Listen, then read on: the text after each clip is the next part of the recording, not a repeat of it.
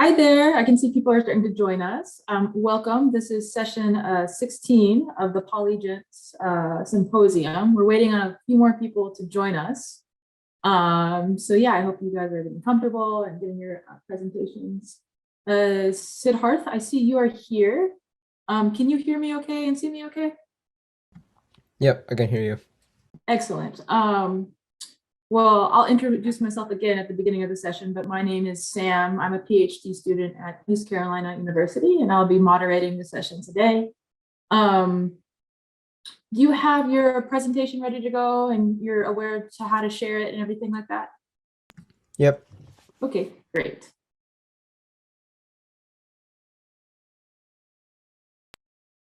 So we have 4 students in this session. Siddharth, you will be, as of right now, you will be presenting last. I'm waiting on 3 other students to join us, and also we are looking for our judge to join us as well. So give me a couple minutes to track everyone down, but I'm so happy to see you here and excited to hear about your presentation.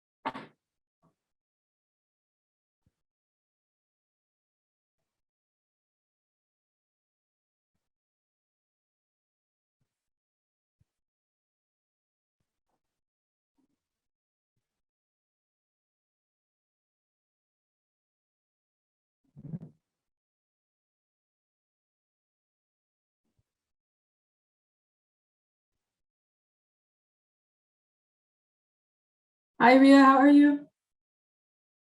Hi, I'm good. How are you? Good. Can you hear me okay and see me okay? Yeah. Great. I'm going to be the moderator for the session today. This is session 16, the STEM session 16, I should say.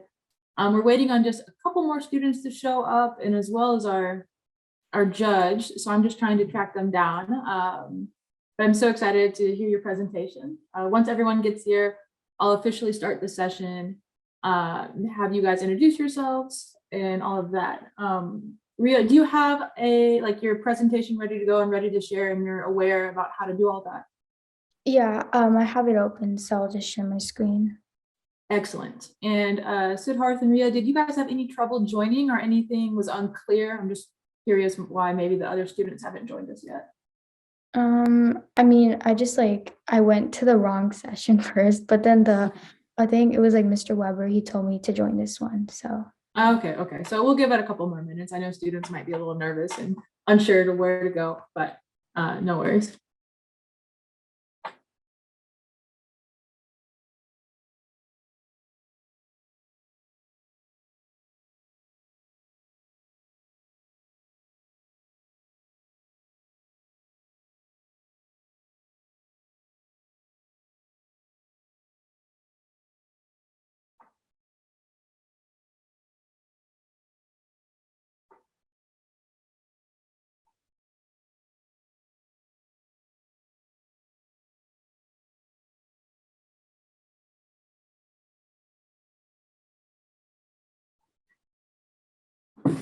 So I got a notification that our judge might be judging your presentations asynchronously just because of the time zone changes and things like that. So that's no problem, but we are still waiting on 2 other students to join us. And I have talked to the leadership team and they are trying to track them down virtually and send them over this way. So I apologize that we're starting a little bit late.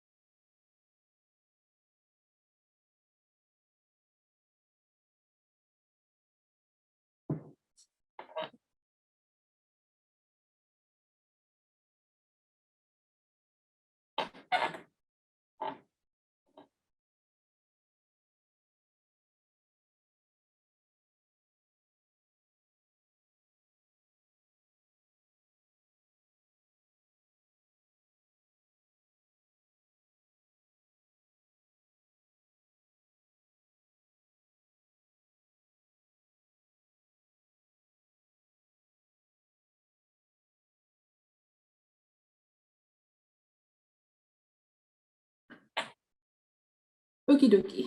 Oh, and I see we have a hand in the audience. Oh, there's Michael. Hi, Michael. Yeah, so Michael is our judge for the session today. Yes, Michael, I can see your chat. Great to have you here with us.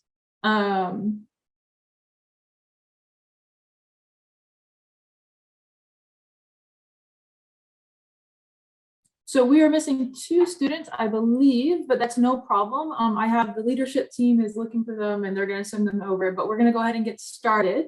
So I'd like to welcome everyone to the 16th session of STEM presentations. First thing, I just want to make sure that everyone feels comfortable. I know this might be your first presentation, but don't be nervous at all. Just to break the ice a little bit, I'd like to introduce myself formally. My name is Samantha Farquhar. I'm a PhD student at East Carolina University. That's a university in North Carolina, which can be confusing, but I study fisheries and food security through interdisciplinary ways. So I use a range of environmental modeling techniques or social science techniques. But I'm excited to hear your presentations. Siddharth and Rhea, would you like to introduce yourselves?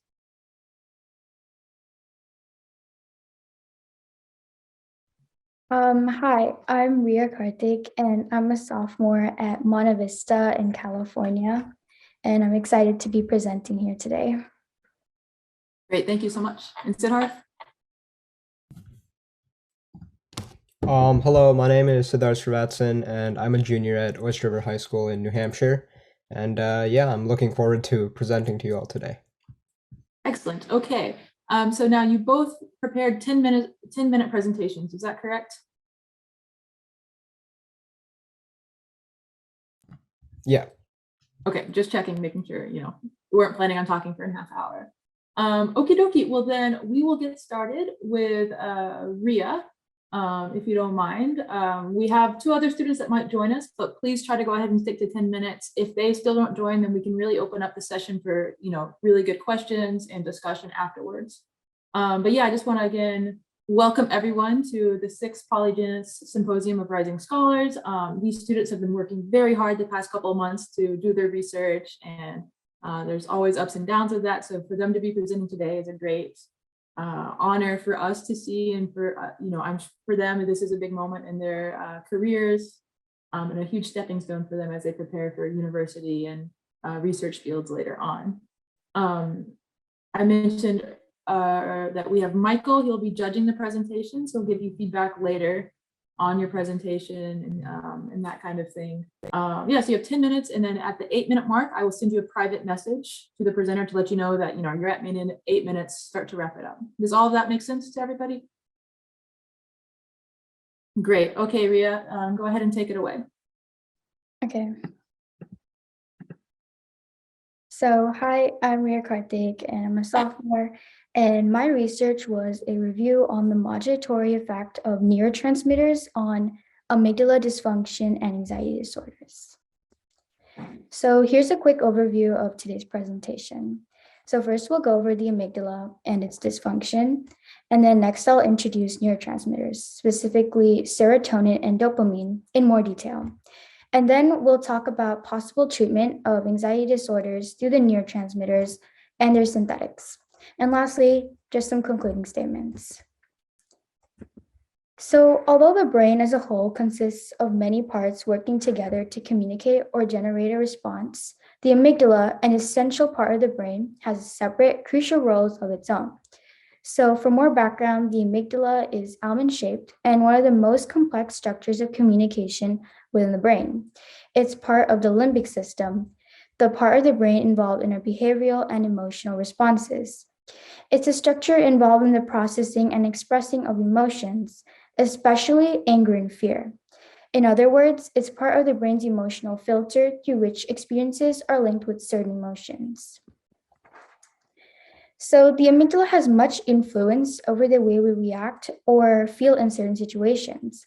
It controls the flow of neurotransmitters, which may aid in the generation of anxiolytic or anxiogenic effects. Dysregulation of the amygdala is thought to play a major role in the pathophysiology of psychiatric conditions in humans, such as depression, social phobias, and PTSD, also known as post-traumatic stress disorder, which is an anxiety disorder categorized under severe stress responses and or enhanced conditioned fear, or an inability to extinguish or inhibit conditioned fear.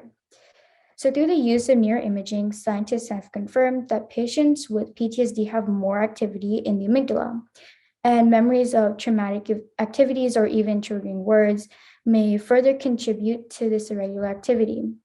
The dysregulation in fear seen in patients is mostly due to the amygdala's lessened ability of inhibition, and therefore chronic stress seen in patients enhances the neuronal excitability within LA circuits. So neurotransmitters are chemicals that are linked to the signaling of impulses throughout the brain. Neurotransmitters are usually excitatory or inhibitory. Specifically, in the amygdala, there are many pathways through which a neurotransmitter can take its course in order to instigate a certain response. For example, through fear conditioning with rats, it was found how significant the MPFC-BLA pathway is in fear, anxiety, and behavior. Through their inhibitory or excitatory effects, they can induce certain effects by increasing signaling or decreasing it. Anxiety disorders may be classified as a variety of neuroendocrine, neurotransmitters, and neuroanatomical disruptions. The symptoms of mood and anxiety disorders can result from the disruption of neuronal activity in the emotional centers of the brain, which are referred to as the limbic system mentioned earlier. Considering what each structure of the limbic system controls, neurotransmitter-induced effects on the system can decrease or increase the activity and communication between the regions. So going more into neurotransmitters, serotonin, also known as 5-hydroxytryptamine, is a neurotransmitter, hormone, and mitogen that has important effects on the amygdala by modulating virtually all human behavioral processes, including mood, memory, and various other neurophysiological responses. Within the central nervous system, CNS, serotonin is synthesized and stored in the presynaptic neurons. To be processed, serotonin, upon neuronal depolarization, is released into the synaptic cleft. They bind to postsynaptic serotonin receptors on the presynaptic membrane, and this acts as negative feedback against its further release into the synaptic cleft. Any dysregulation of the serotonergic system contributes to the development of many psychiatric and neurological disorders. And so to confirm this observed pattern between 5-HT levels and phobia and fear learning, blockage of the receptors by selective serotonin uptake inhibitors, also known as SSRIs, can be used, which would increase 5-HT concentrations by a blockage. 5-HT levels contribute to the fear memory acquisition and expression via modulation of amygdala circuits. SSRI treatment is common with depression, PTSD, and other anxiety disorders. So dopamine is another neurotransmitter, And through the neuropsychological evidence analyzed, it was concluded that it's consisting of a more dominant inhibitory response. Dopamine is determined to be a key facilitator of stimulus processing during learning, memory, and fear conditioning. Increased dopamine release in the amygdala is linked to stressful situations. In comparison, impaired dopamine release could lead to faulty stimulus processing and signaling within the amygdala circuitry, potentially yielding way to the inability to determine probable threat levels and or dangers. It is confirmed through experimental techniques how most dopaminergic neurons facilitate excitatory responses. So this is levodopa, which is known to be in PD, which is Parkinson's disease. So LSD, also known as lysergic acid diethylamide, is classified as an indoalkylamine hallucinogenic substance used for evaluating behavioral personality changes as symptoms of anxiety disorders, and it possesses much therapeutic potential in psychiatry. This synthetic drug has been seen in treatments for anxiety, addiction, and for the effects it has on pain alleviation. The effects of agents containing LSD may be manipulated by certain receptors, including those of serotonin and other effects from dopaminergic and noradrenergic systems. The activation of 5-HT receptors by these substances contributes to enhancive activity within certain neuronal networks. LSD mostly presents negative reactions and higher risks of anxiety disorders, making it hard to use in the therapeutic field relating to anxiety, although it may have a good chance in the psychiatric field. So to conclude, neurotransmitters have visible effects on how we react through the regulation of certain emotions through the amygdala circuitry. And amygdala dysfunction results in impaired signaling, impaired neurotransmitters, and therefore risks higher potential for anxiety disorders by excess or lower signaling. Synthetic drugs can mimic or contain the neurotransmitter and therefore are able to pose some sort of significance to the anxiety disorders. Thank you. Do you have any questions? Rhea, thank you so much for that presentation. Yeah, if anyone has any questions, please feel free to put them in the chat box. We have a Q&A chat box and I can read them out to you. We have 2 to 3 minutes allotted for questions. And if no one else has questions, I definitely do. So we'll see what people say. Let me take a look.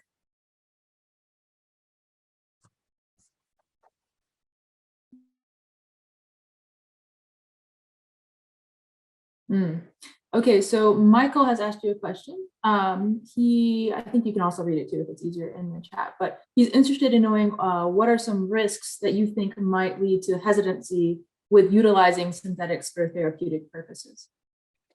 If you use too much of synthetic drugs, you can actually change how the receptors react. So every time that situation comes across your receptors, it will be like chronic, like it will always happen. So sometimes I think that synthetic drugs are useful in certain situations, but it's not good to use all the time because it actually changes your receptors.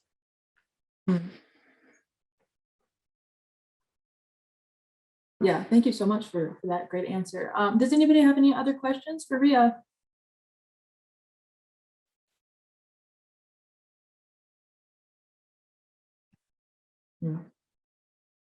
And Michael, I know you say you're not sure about your audio situation, but if you can come on and say a little bit more and give feedback, you're more than welcome to.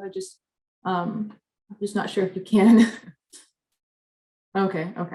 Well, yeah, so Michael's saying, as I think everyone can see this in the chat, but they do see the issue with tolerance with Parkinson's syndrome a lot.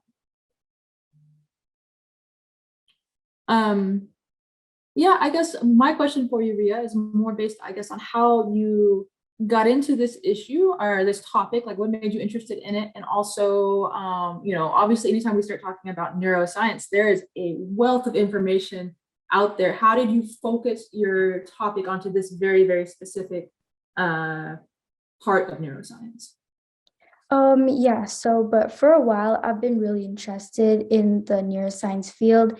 So I kind of already knew where I wanted to do my research in. So it was more on the specialization then. So I was just doing research on neurotransmitters, and then I realized that neurotransmitters have variety of effects on the brain and how it regulates our emotions. And then that made me think, okay, so what exactly happens when there's impaired signaling? And then I got into all of this and anxiety disorders. Excellent. Yeah, no, it's a rabbit hole, as we say in research, because you start going down to answer one question, then you have like 10 others, and you're like, oh, next thing you know, you spend 20 years researching this topic that you thought would be easy, and then it's never as easy as you think it's going to be. But thank you again so much for your presentation. If there's no more questions, then I'd like to introduce everyone to Rhea Phondge. Rhea, I know you joined a little bit late, but I just want to welcome you to the 16th session of STEM presentations. Can you hear me okay?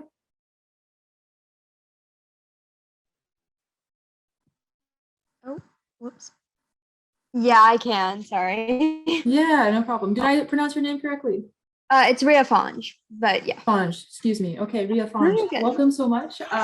Yeah, so I explained to the other guests that and presenters that so you'll have 10 minutes to give your presentation.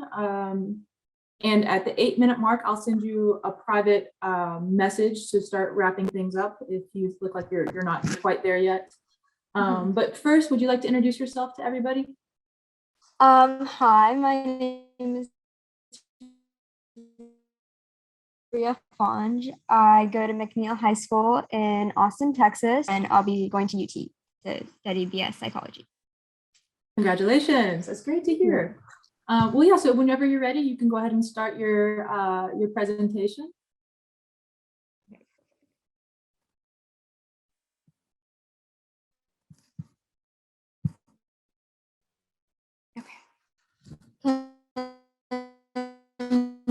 Can y'all see my screen okay? I'll just say that. Okay, perfect. Okay. Hello, everyone. My name is Rhea Phondge. I'm a senior. I go to McNeil High School in Austin, Texas. And my presentation today is over the role of stem cell therapy in inclusion body myositis.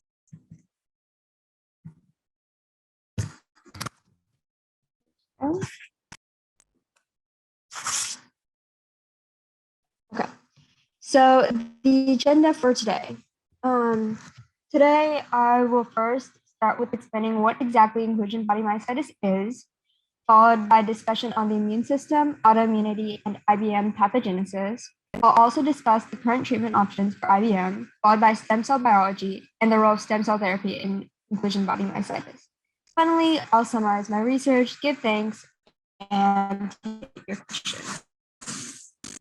So what is inclusion body myositis? It is an autoimmune disease that results in progressive muscle weakness and is caused by inflammation of the muscles, which leads to loss of strength and mobility. It mostly affects people over, can you hear me okay? Sorry, it's just my connection is unstable. Okay, perfect. It mostly affects people over the age of 50. Inclusion body myositis, patients usually start off with assistance with daily activities and eventually become wheelchair bound.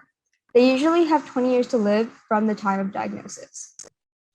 The global prevalence of IBM is from 700K to 1 million cases.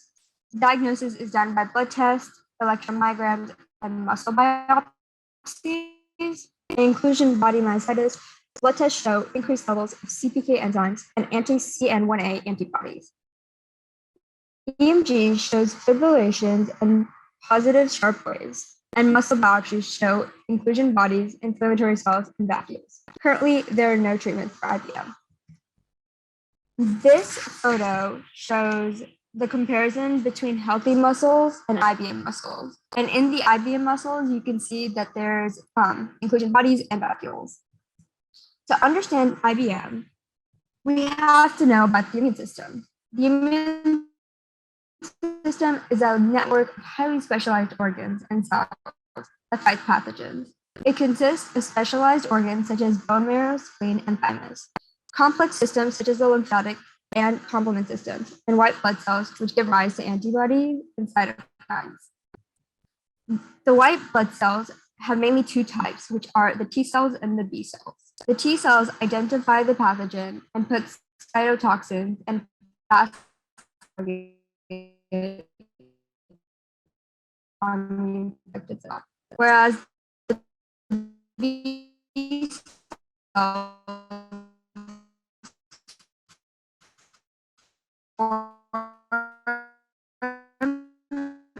antibody.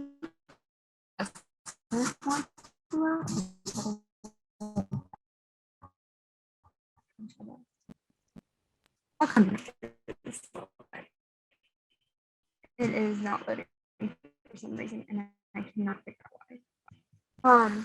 Moving on to the pathogenesis of IBM. In IBM, the patient's white blood cells attack their own muscle cells and thus cause inflammation, progressive muscle weakness, and atrophy. The exact cause of IBM is unknown, but we do know the older age of onset, the faster the progression of the disease.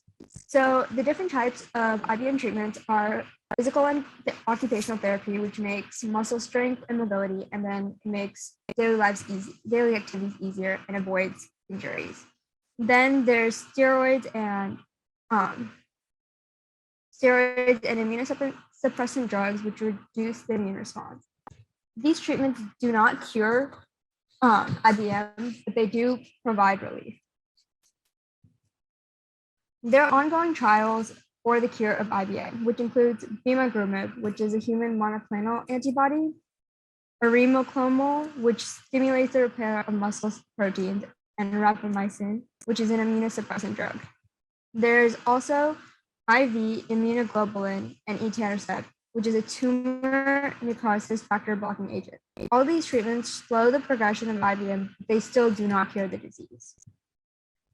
So now, moving on to the topic of stem cell biology. What exactly are stem cells? So stem cells are primitive cells that have the potential to differentiate into specific cell types. They either originate from embryos that are 3 to 5 days old, or they're induced in the lab as iPSCs, or induced pluripotent stem cells. iPSCs are reprogrammed by using specific proteins such as transcription factors. So iPSCs can develop into any type of human cell, which can then be used for transplants. So there are different types of stem cells. The types are totipotent, pluripotent, multipotent, oligopotent, and unipotent, which are on the other side. Totipotent stem cells are formed when the zygote starts to divide, and they can differentiate into any cell type. Pluripotent are cells from early embryos, and they can also differentiate into any cell type. Multipotent are cells that can differentiate into closely related family of cells.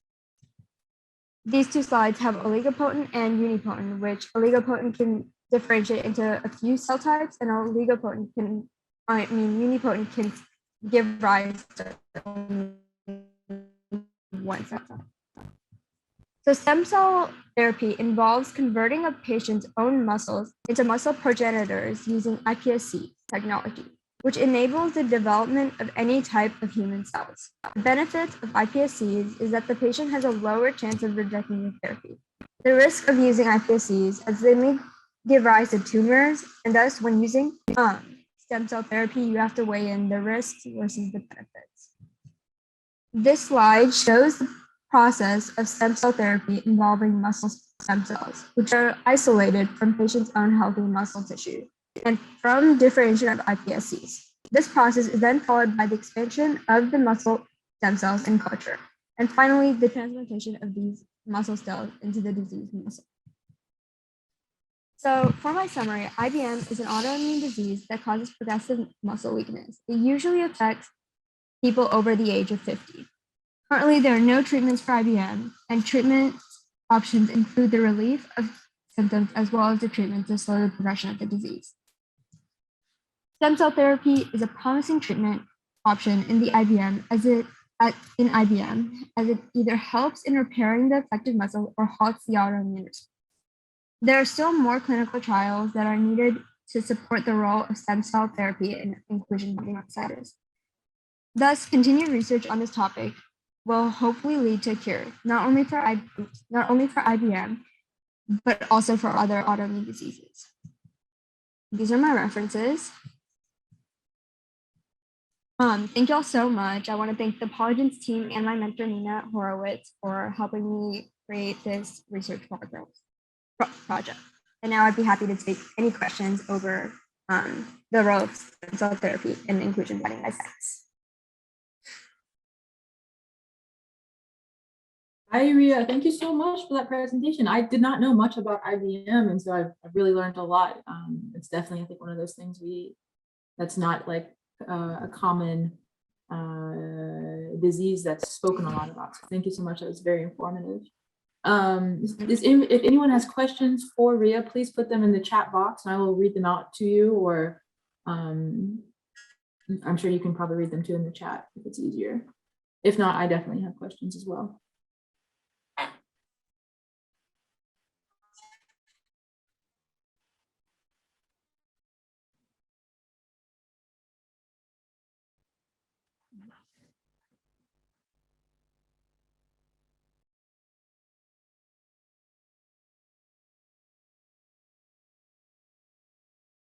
Okay, so I don't know if you can see Michael's question there, but he's asking, are there any characteristics of inclusion of myositis that make it particularly amenable to stem cell therapy versus alternative approaches such as immune modulation?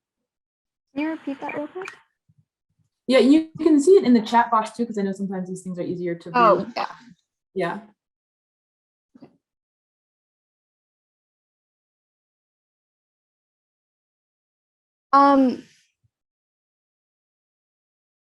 So if this question is trying to ask like which makes stem cell therapy better, is that like the question kind of compared to like other approaches for this cure?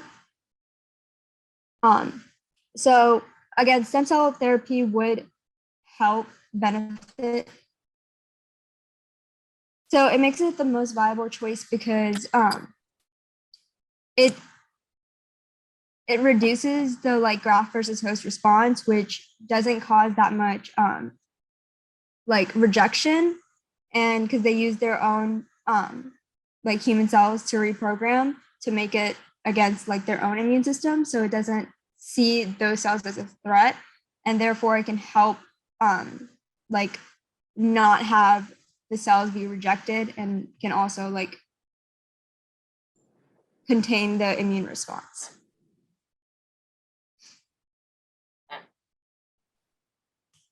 Very cool. Any other questions for Rhea?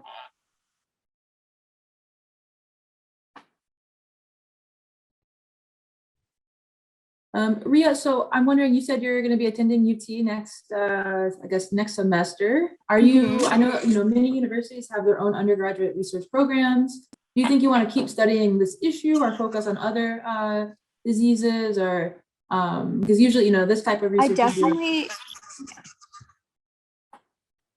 Sorry, keep talking. Oh, no, you're totally fine. I was just saying, like, this is definitely a stepping stone for you, and it's totally okay if you want to focus on something else, or if you're like really into this IBM issue, if you're going to keep studying it. So I think so there's not like there's usually cancer research in UT, and I've read a lot about that, but I feel like if I continued this topic, it would be more personal to me because my uncle went through this and he passed away a year ago. So that's what got me started in this. And I truly want to keep it going. So like if I could start my own like group in UT over autoimmune diseases, then I feel like that would be one of my major interests. Yeah, very, very cool. Well, I'm excited to see, maybe I'll read more papers by you in the future. And then Michael has sent just an interesting paper that has some, I guess, a review on immunomodulatory therapies. Forgive my pronunciation. I mentioned at the beginning of this presentation that my background's in like fisheries and food security. So the medical terminology is not my discipline, but I'm excited about it. Well, thank you, Rhea. I think now we're going to switch over to another presentation. But again, thank you so much for your time. Okay, and then we have, I see that Mr. Gokulanath is here. Yeah. Hello, can you hear me? Yes, I can. And how do I pronounce your name, sir? Gokul is fine. Yeah. Goku. Okay, thank you so much for joining us. Yeah, I hope that you are, you're ready for your presentation. I love your suit and tie. Thanks. My name is Sam. I'm going to be the moderator. So you have 10 minutes for your presentation. And then when you hit the 8-minute mark, I'll send you a little message just to let you know that you got to wrap it up in 2 minutes if it feels like you're not quite there yet. But yeah, would you like to introduce yourself and provide a little bit of background to everybody? Yeah. Hello, my name is Gokul. I'm a sophomore. I live in the Bay Area, and I conducted my polygens project last year with my mentor Kristen. And can I share my screen? Huh? Absolutely. Yes, sir.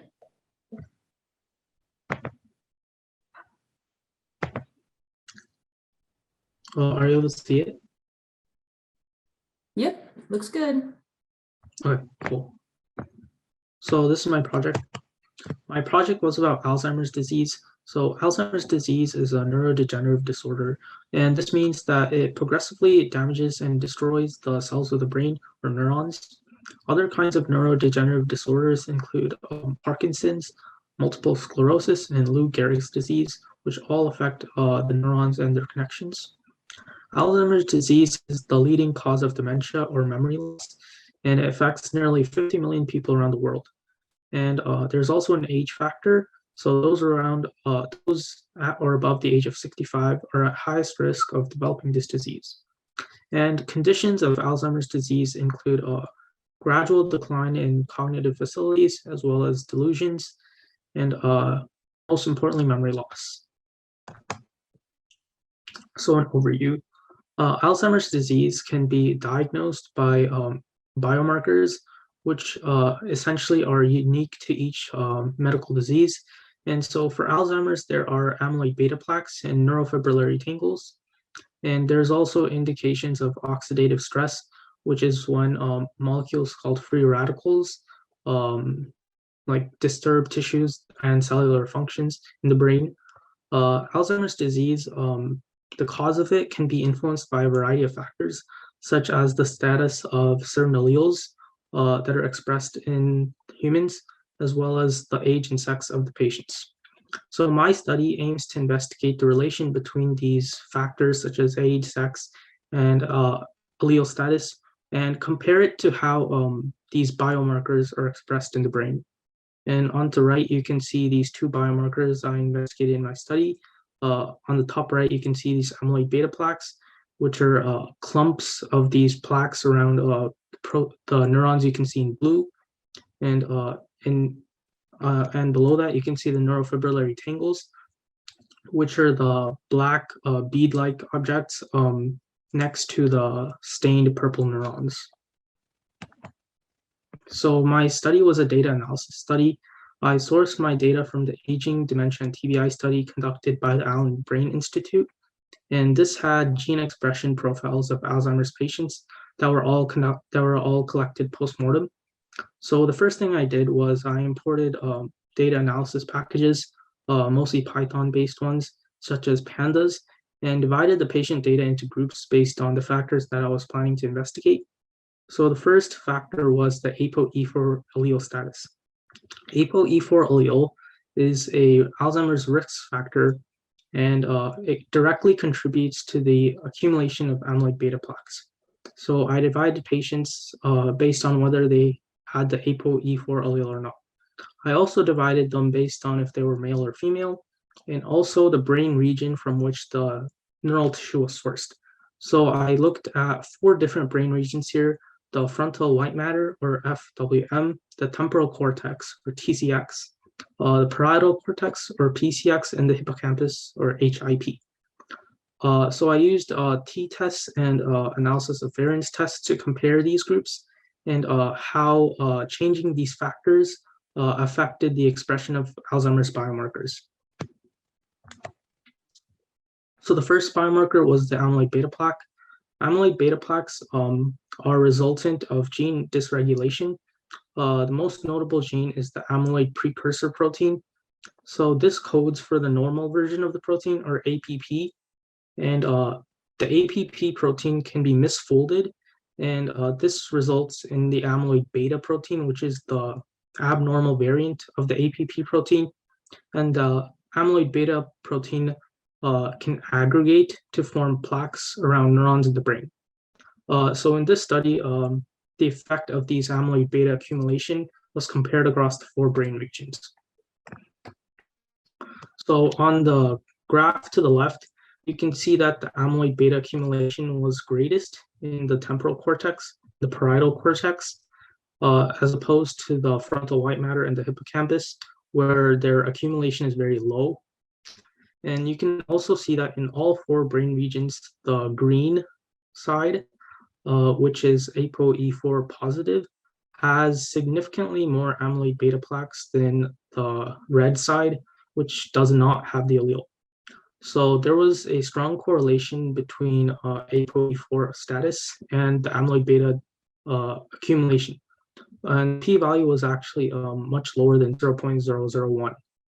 There was also a correlation between the brain region from which the tissue was sourced and amyloid beta accumulation levels. And this, on the bottom left, you can see is like the table that summarizes these statistical results. So the second biomarker I looked at was neurofibrillary tangles.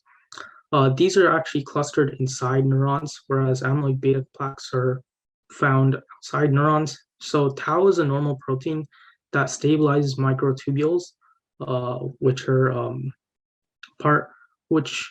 are help in cell division of neurons. In Alzheimer's disease, this tau has too many phosphate groups attached to its amino acids, and this creates the abnormal phosphotau variant of the normal tau protein. And these phosphotau proteins aggregate to form neurofibrillary tangles in the brain.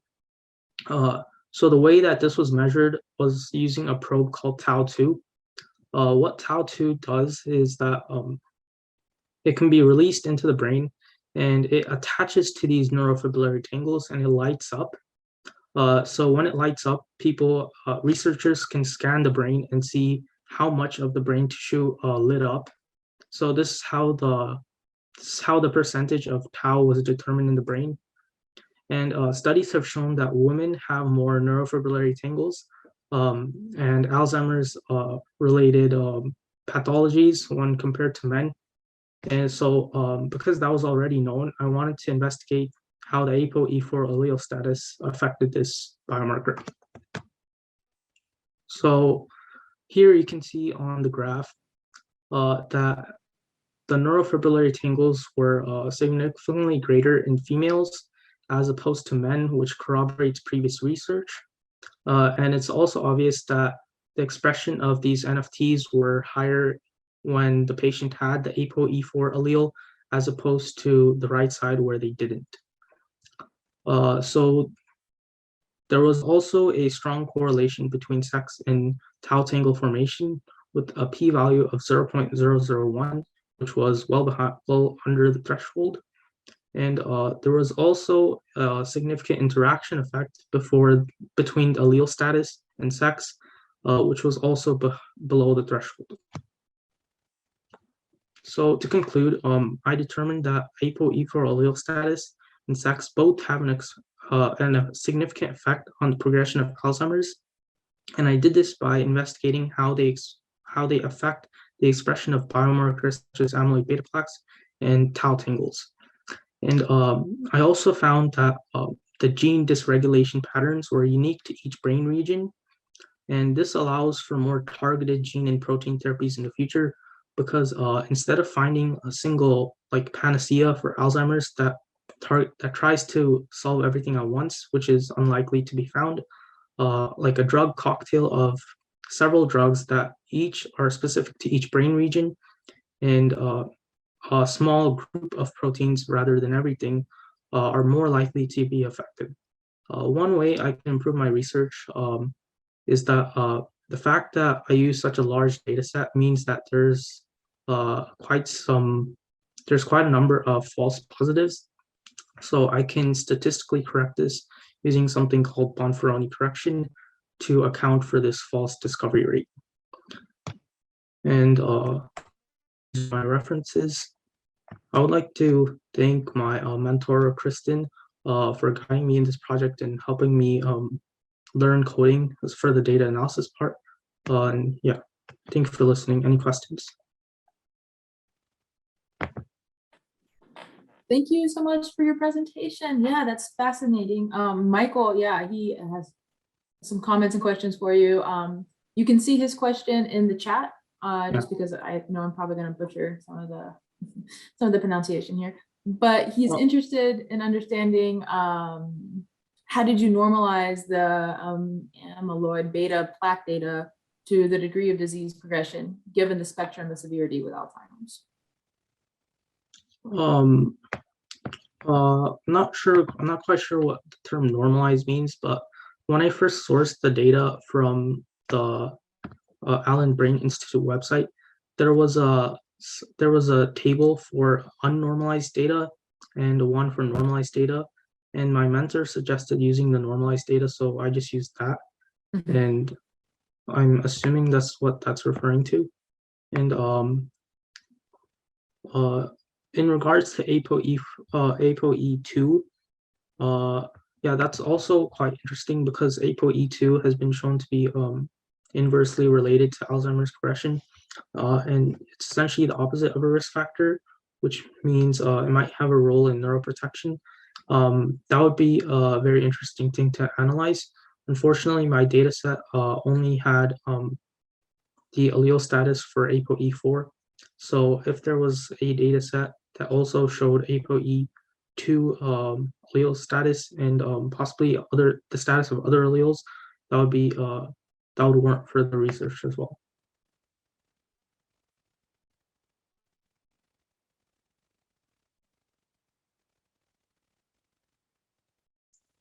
And then let's see, Michael has added that, yeah, he was just asking about, if you saw a correlation between disease severity and plaque severity. And then we have Rhea has asked how did you self-conduct your experiment? Yeah, you can follow along all these questions in the chat too if you want to. Yeah. So the correlation between disease severity and amyloid beta severity, there was no marker for disease severity in the data set I used. So I kind of just took that as a known because several data studies have shown that amyloid beta plaques are correlated with severity of Alzheimer's, and that the more severe the disease, the greater the concentration of amyloid beta plaques in the brain. And for self-conducting the experiment, my study was a data analysis study, so I did everything using coding, and I used Google Colab for that. So it was all like in silico. Yeah. Very cool. Well, thank you so much. If anybody has any other questions, please go ahead and put them in the chat now. And if not, we'll move on to our final presentation. Yeah, thanks. Yeah, thank you. Okie dokie. And then our last presentation is by Siddharth. Siddharth, can you still see me and hear me okay? Yeah, I can hear you. Let me just screen share this. Okay, excellent.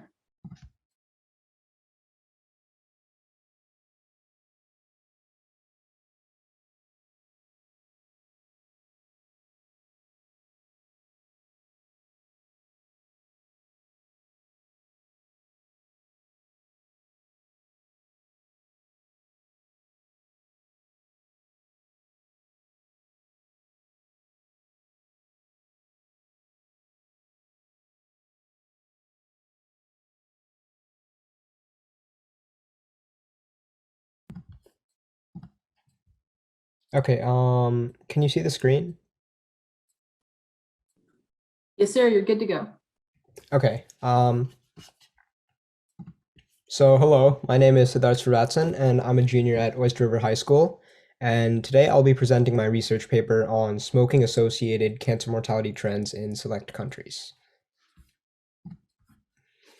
So the data I collected was from the International Agency for Research on Cancer Mortality Database and the World Health Organization Mortality Database, and they were sorted by type of cancers, sex, country, time period, and age range.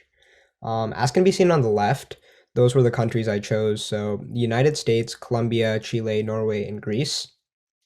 They were chosen based on their geographical location in the same continent. This was mostly done so that I could have a basis of comparison for certain countries. So if there was some factor between Colombia and Chile that resulted in different trends in the data, then I would have more of an opportunity to compare them and identify certain factors behind them. So all of these countries had different smoking and smoking associated cancer mortality rates, and this could provide more insight into cultural and political factors behind the changing rates. Next, I'd like to point out the inspiration behind this research paper. As the stats show on the left and right, cancer is the second leading cause of death in the US, and it has a significant burden on our economy through increased healthcare spending, productivity loss, and the cost of premature mortality. I was inspired by this, and I wanted to explore more about what's actually behind cancer and its large-scale impacts. So this was the main inspiration behind the paper, and next I'll be addressing how I actually conducted this project. So the overall research goal was to analyze trends from the data that I modeled, identify potential factors behind the trends, and ultimately gain more insight into cancer mortality and how it's changed over the past decades. So explained here are the methods behind my research paper. So the International Classification of Diseases codes for cancers of the lip, oral cavity, pharynx, esophagus, stomach, and lung were extracted, as they're all commonly caused by smoking. Additionally, I used national annual cigarette consumption rates to classify countries as low, medium, and high smoking rate countries. I also chose to analyze data in the age range of 45 to 69 years to analyze a specific demographic that is more at risk for cancer mortality. All of the upcoming models in the next slides were created using Microsoft Excel and include a Pearson correlation coefficient and linear regression. The linear regression provides a line of best fit based on the data that can be used to predict future trends, and the correlation coefficient is a measure of the strength of the linear relationship. In this slide, I'll talk about some of the potential factors affecting positive and negative trends in the United States. For males on the left, which is the top graph, we can see a slight increase followed by a slight decrease. And for females, which is on the bottom left, we can see a significant increase followed by a significant decrease. The development of smoking public health initiatives, new cancer treatments, and overall improvements in cancer diagnosis were key factors behind the negative trends in smoking-related cancer mortality. Now, I'll be talking more specifically about some of them. So the first factor contributing to the negative trends was that California became the first US state to pass a law banning smoking in bars in 1998, followed by smoke-free laws in New York in 2003. The passing of this law was controversial, but approval ratings significantly increased within several years. Statewide surveys showed approval ratings increase from 46 to 62% in California, and a similar survey in New York showed approval ratings increase from 64% to 80%. The overall increased support of smoke-free laws, hence leading to a reduction in secondhand smoke from cigarettes, was a potential factor explaining the negative trends in both of the models. The next factor I'll be talking about is the development of CAR T cells and targeted therapies like bevacizumab. Chimeric antigen receptor T cells, also abbreviated as CAR T cells, are genetically designed T cells that can be used as an immunotherapy cancer treatment. These cells were developed in the early 2000s and further developed through the 21st century to create armored versions of them that can produce other molecules that suppress cancerous tumors. Other improved cancer treatments include certain targeted therapies, like bevacizumab, which can be used to treat non-small cell lung cancer, which makes up approximately 85% of all lung cancers.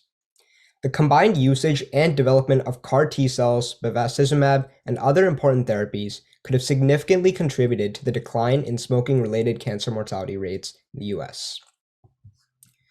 The next factor I'll be talking about is low-dose helical computed tomography scans, also abbreviated as LDCT scans. This was a breakthrough in lung cancer screening and was shown in studies to reduce a lung cancer patient's chance of mortality by 15 to 20%, which definitely could have contributed to the negative trend in cancer mortality. I think that's a significant statistic. 15% to 20% might not seem like a lot, but considering if we go back to this slide where the deaths due to cancer are almost 600,000, 15 to 20% is a huge amount. So I think that was one very interesting factor. And now we'll be moving on to some of the potential factors that caused positive trends.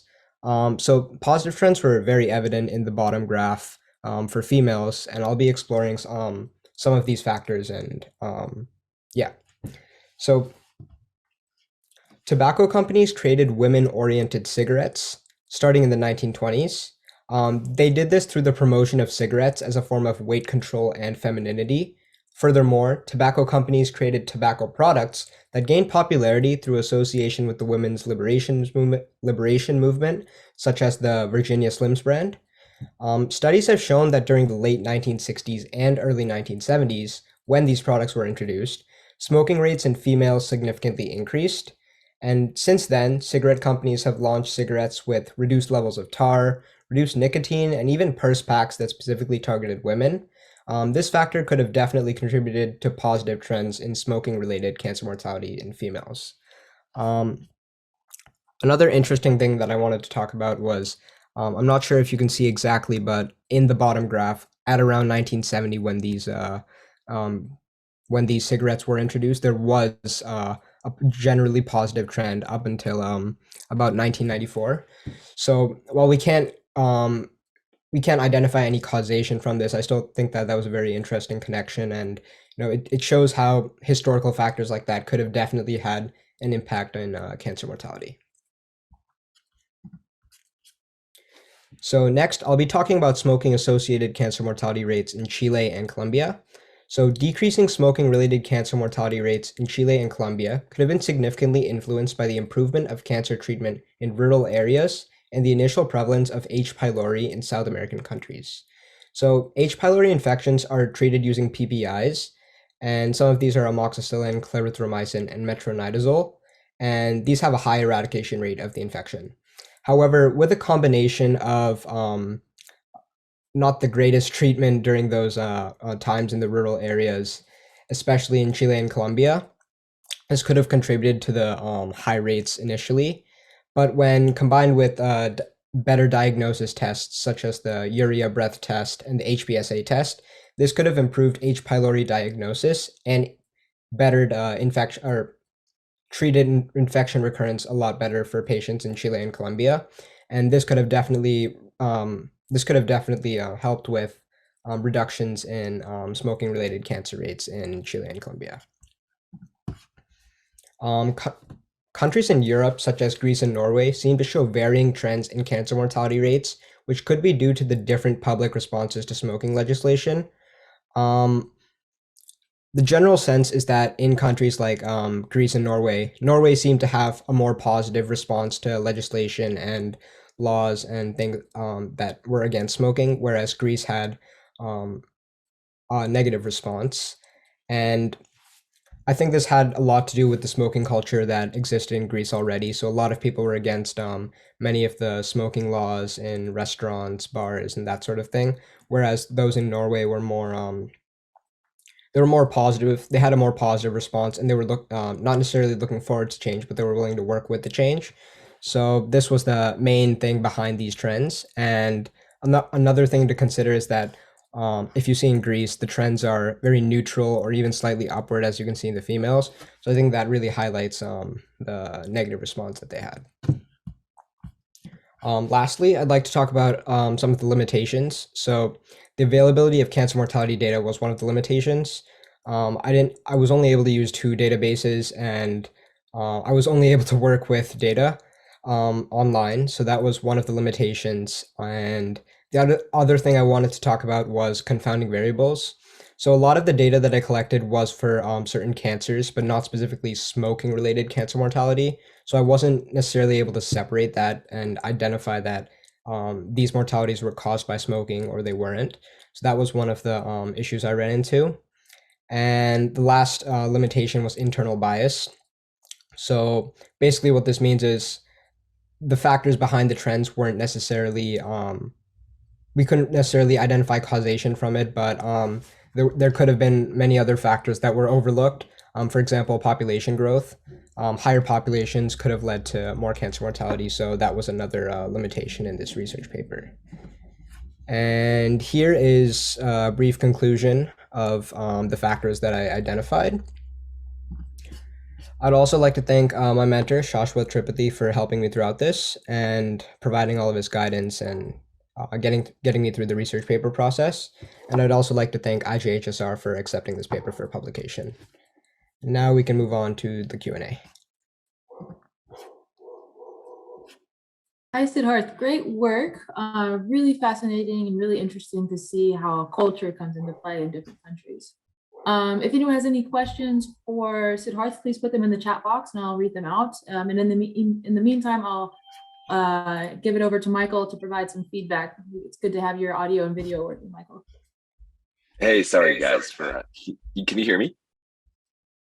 Great, perfect. So sorry guys for joining super late, but I've been in the background watching as a guest. You guys are crushing it. So glad to see all you guys interested in the STEM fields. Saw some amazing presentations today and wish I could have hopped in earlier with my microphone to provide feedback, but absolutely love the presentations. You guys are doing great work. And really glad that you guys have a forum to be able to present all your hard work in as well. Just some quick feedback for Siddharth. Did you look into any, I know you had mentioned potentially CAR T therapy as well as certain immunotherapies as altering maybe cancer mortality towards the later decades. Have you looked into any other treatments? For example, like radiotherapy, for example, has made some major trends and major leaps in terms of their ability to target solitary lesions. In addition, have you looked into the specific, like diverse screening methods in terms of detecting disease? An example I'd like to give is just that for patients with a higher risk of like lung cancer, especially among smokers, given a certain number of pack years of smoking plus a certain age, we recommend regular what we call low dose CT. So it's a type of imaging scan to be done specifically for those patients. And I wonder if you've looked into whether or not that could be a major driver behind the trends that you're seeing. And maybe especially in other countries, whether there are similar guidelines that have been implemented by the health departments there that might have an analogous effect. Yeah, for sure. I've looked into, as you said, the radio imaging and radiotherapy techniques, and there are a lot of different techniques. And unfortunately, I was only able to cover a few in these research paper. But I think that one trend that has been really evident is the improvement in not only the treatments but how they've been administered in so many different countries. I think that especially in Chile and Colombia, which we would consider as developing countries now, their treatment has not only improved, but their availability in certain areas has also improved. So I think that that was one thing that definitely could have contributed as well. And yeah, I think that overall in this research paper, it was interesting to see how not only improvements like biologically and medically in treatments, but also historically and how there are historical and political factors that could have also influenced these rates. I think that was also really interesting to look at. But yeah, there are many factors that could have contributed to these. Yeah, just as a suggestion for maybe future research, if you're interested as you move on to college and maybe your interest in pursuing the medical fields increases, is looking into maybe within the United States or within certain countries, what are some of the drivers behind disparities in outcomes for cancer? It's one of the major things that people are starting to touch upon, but I know you had mentioned something like CAR T therapy, which has proven quite effective for a number of different cancers. I think the thing that stands out most is lymphoma. We've managed to really push for patients who have lymphomas that don't respond well to initial treatment, initial chemotherapy. We've been able to push their outcomes way beyond what we could have possibly dreamed of 10 years ago. But a major limiting factor is, of course, the costs and the access, and whether or not you are treated at an institution or a hospital system in which they have the resources or the connections to be able to put you on a trial to get certain therapies. And I think it'd be really interesting to understand, maybe within the microcosm of the United States, what are some of the socioeconomic factors that drive certain pockets of people to experience the type of trends that you're seeing in your data? Whereas I think that there might also be pockets of people who are being left behind that aren't well reflected in those trends.